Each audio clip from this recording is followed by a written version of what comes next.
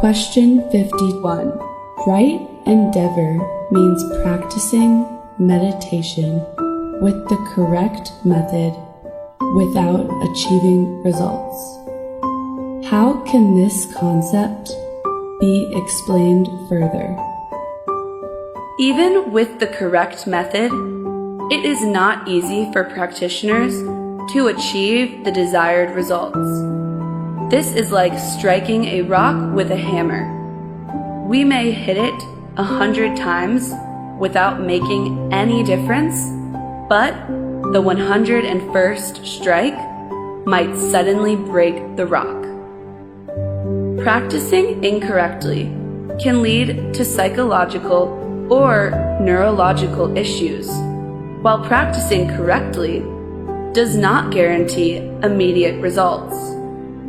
It requires sustained endeavor, often without any signs of progress. This persistent effort is called right endeavor. In the Gospel, Jesus provided a metaphor that captures this idea. The bride on her wedding night must stay awake, not knowing when the groom will arrive. In ancient times, it might be considered blameworthy if the bride fell asleep before the groom arrived. Jesus used this custom to imply that enlightenment can come unexpectedly. So, practitioners must continuously maintain their practice without interruption. Success in meditation results from a combination of factors, including past merit, inner morality, accurate methods, and a sustained effort over time. Right endeavor, as a part of the Noble Eightfold Path, involves a prolonged period of effort with various challenges and struggles. When the mind is not yet calm, the body may become fatigued. The legs might ache and go numb, and sitting in meditation may be restless and frustrating.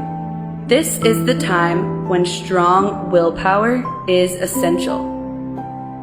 Those with weak willpower might feel discouraged and give up. Practitioners must cultivate a strong will, not tense, but gentle and firm enough to endure the discomfort and maintain long meditation sessions. The strength of right endeavor is not outwardly expressed. It is not tense, but incredibly gentle and determined. Question 52. During the stage of right endeavor, when there are no results from meditation yet, how should a practitioner handle it? A practitioner typically needs to try various meditation methods rather than sticking to one method to achieve success. When we discuss the 4 foundations of mindfulness later on, we will see that practitioners must gradually adjust their practice according to their increasingly deep levels of mindfulness. When the mind lacks mindfulness, practitioners can easily be led astray by wandering thoughts, causing them to lose focus on their meditation practice. For instance, a practitioner might be focusing on his breath, but when a thought arises, he would forget about the breath. Another might be contemplating the impermanence of the body, but then gets distracted by thoughts and forgets the contemplation of impermanence. Initially, a practitioner might have a bit of mindfulness, but it may not be strong enough to prevent subtle wandering thoughts from arising and diverting the mind. We can outline the stages of practice as follows: unwholesome mind, mixed wholesome and unwholesome mind, purely wholesome mind, mindfulness, deep mindfulness or right mindfulness, and entry into first jhana.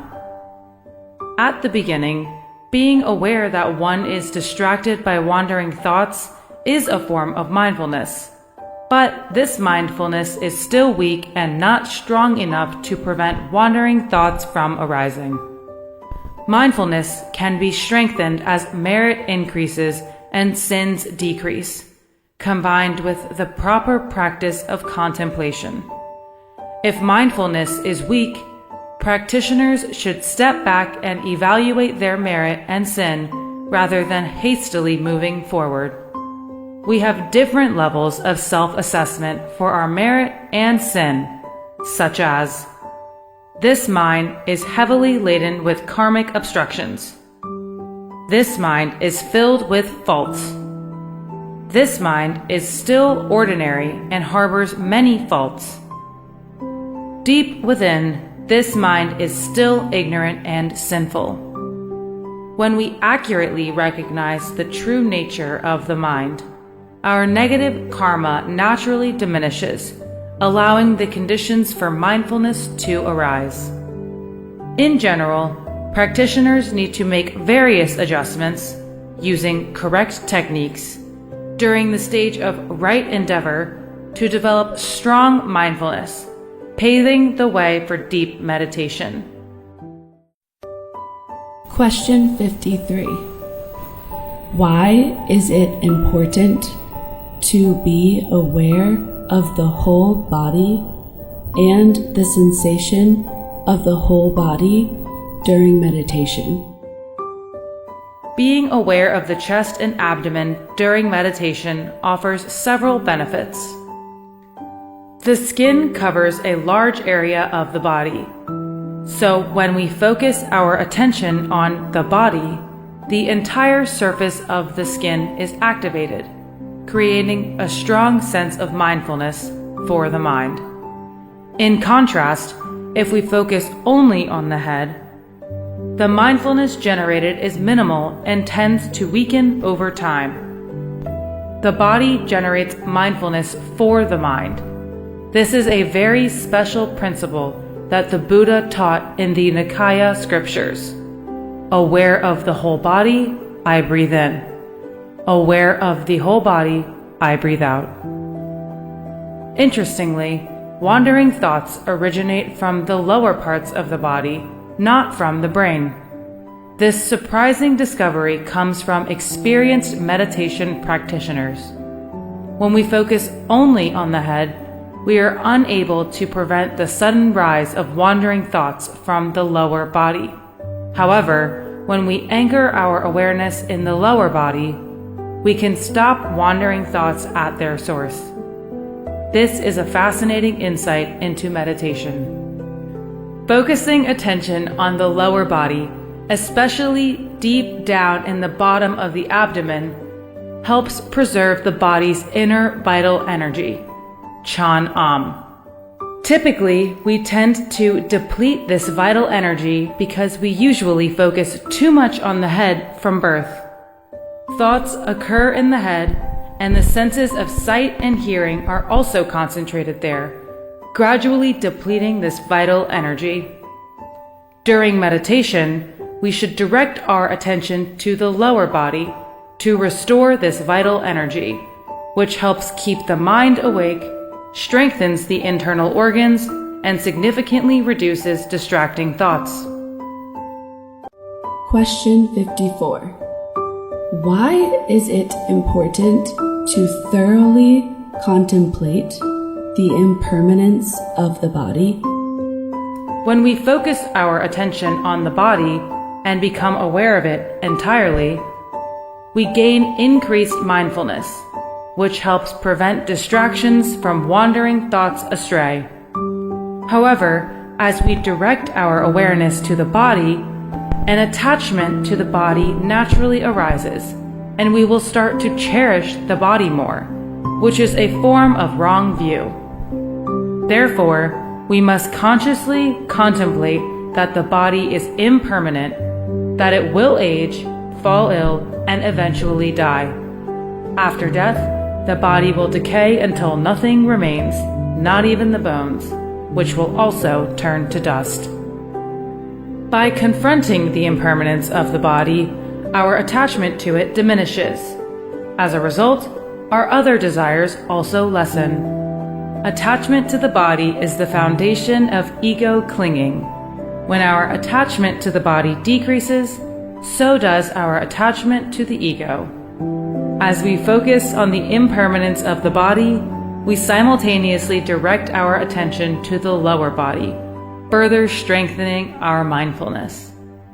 Later on, as mindfulness deepens and the mind becomes more tranquil, we will realize that the mind does not reside solely in the head. It encompasses the entire body. Question 55. Can you explain the benefits of focusing attention on the bottom of abdomen during meditation?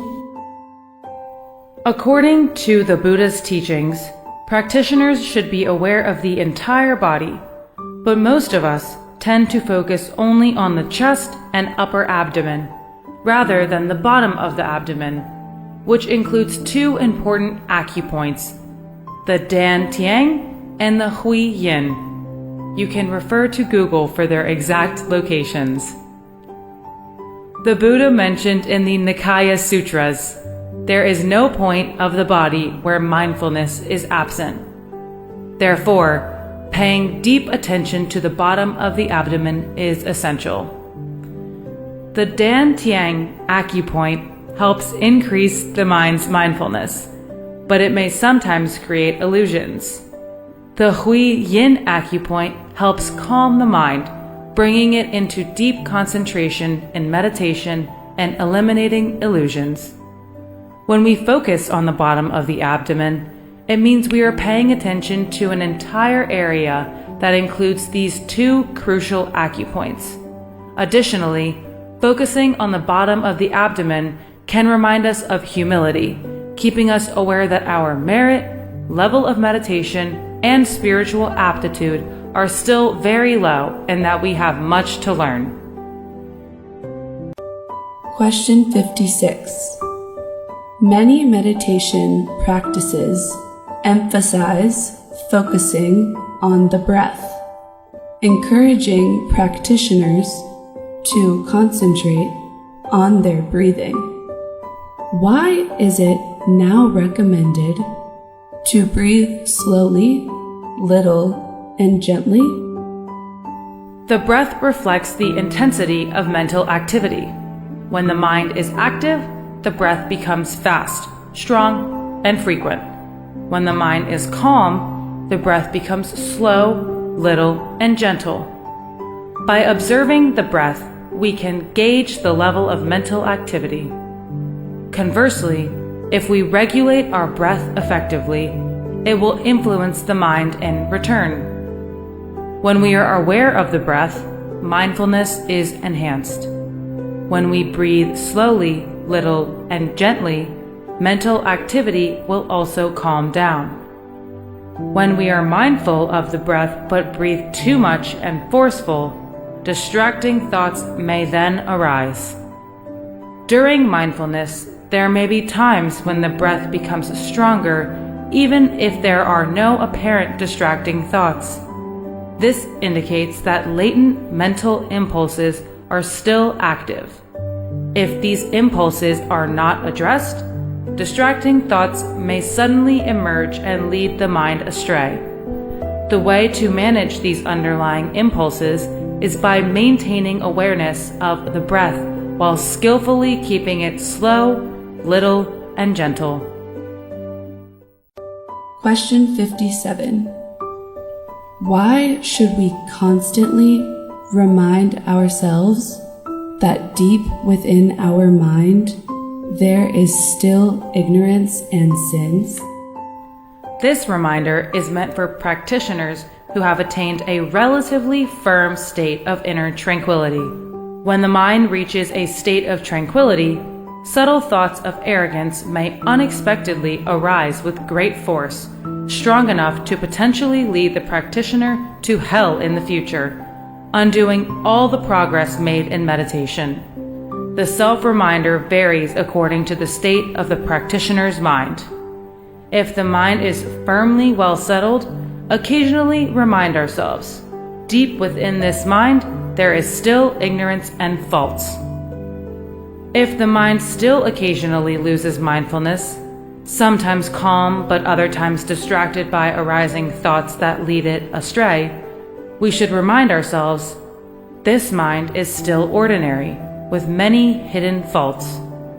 If the mind lacks mindfulness and is easily disturbed by wandering thoughts, we should remind ourselves, this mind is filled with deep-seated faults and heavy karmic burdens. These self-reminders function like passwords for different states of mind, helping to unlock the door to meditation, enhance mindfulness, eliminate arrogance, and ensure long-term progress on the spiritual path. In the practice of meditation towards enlightenment, humility is of utmost importance. Wise practitioners will choose the password that best matches the condition of their state of mind, which helps reduce faults and allow mindfulness to emerge. Question 58. Many people believe that a restless mind belongs to an ordinary person. So, when the mind is calm, it must be the mind of an enlightened saint. Is that correct? Let's use the analogy of a house to understand this concept more clearly. A person living in a mansion might have their homes sometimes dirty, sometimes clean, but it is still a mansion. Similarly, someone who has attained a high level of meditation might sometimes be disturbed and sometimes be calm, yet they remain within their achieved level of meditation. A person living in a simple thatched house might find it dirty at times and clean at others, but it is still just a simple thatched house. Likewise, an ordinary person, whether their mind is distracted or tranquil, remains an ordinary person, nothing more. A person living in a dilapidated shack may keep it clean and tidy, but it is still a run-down dwelling. Similarly, the mind burdened by deep-seated faults and negative past karma remains afflicted by those karmic obstacles, even if it occasionally experiences moments of stillness. Understanding this analogy helps us remember that we are still ordinary beings with many hidden faults, even when our minds occasionally become tranquil.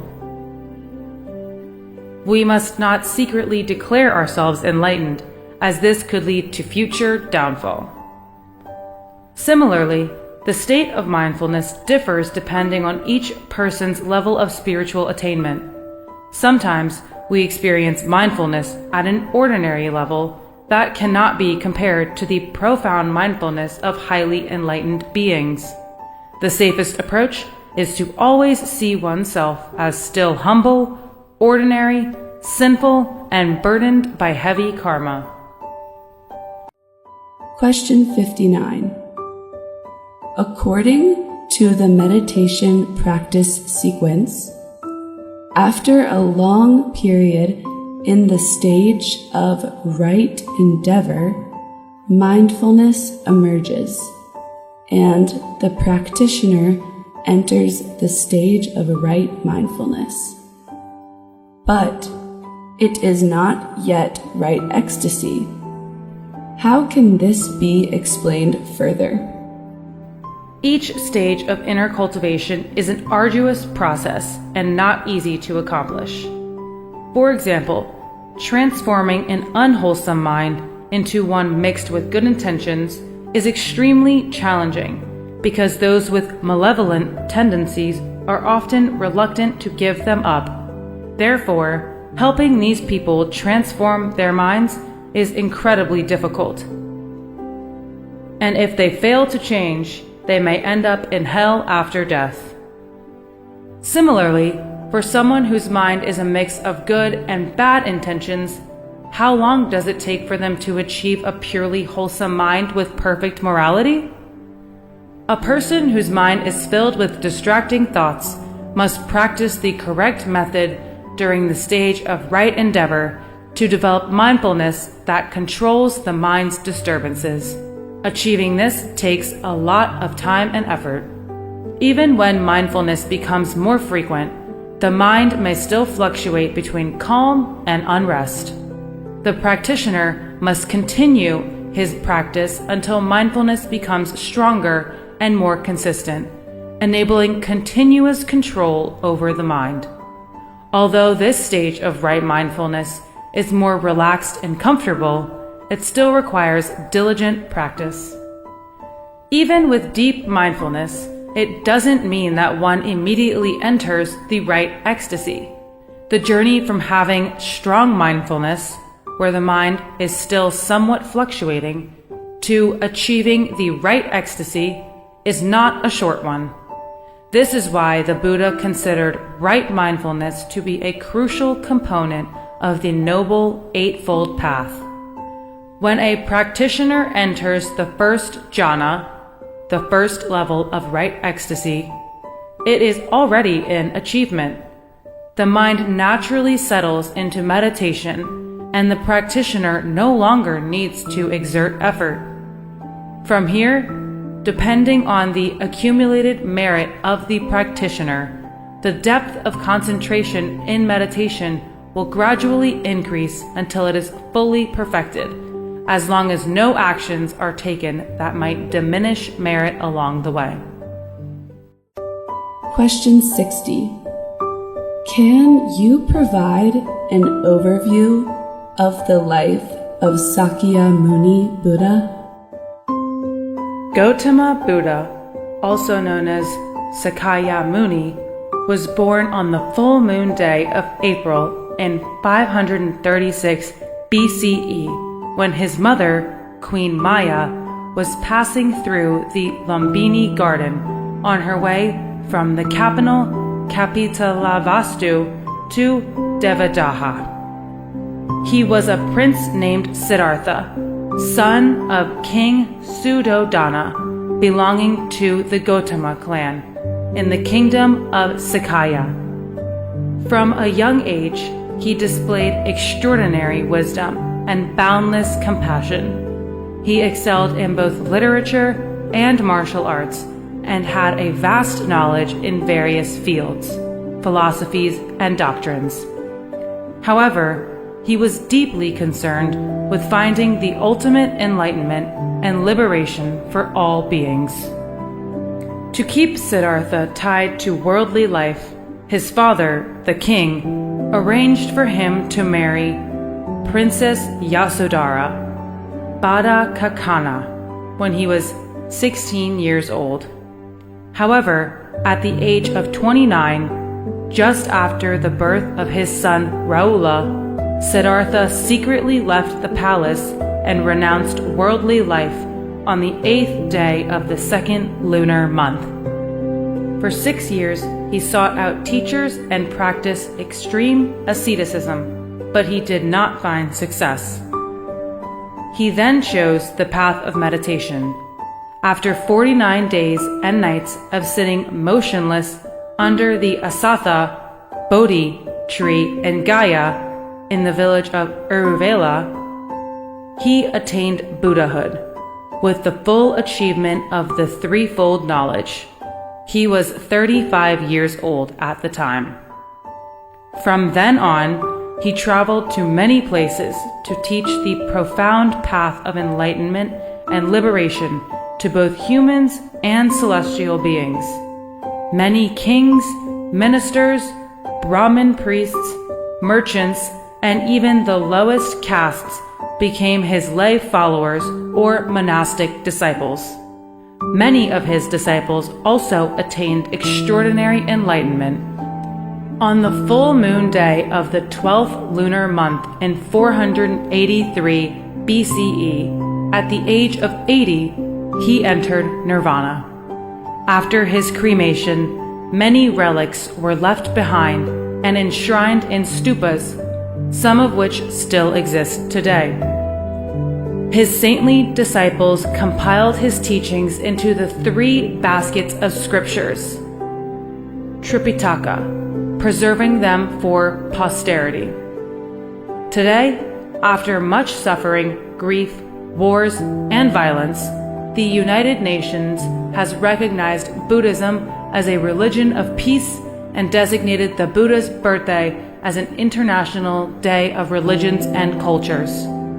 The United Nations officially celebrated the Buddha's birthday, known as Vesak, in a grand ceremony at its headquarters in the year 2000. Many prominent intellectuals around the world have also embraced Buddhism.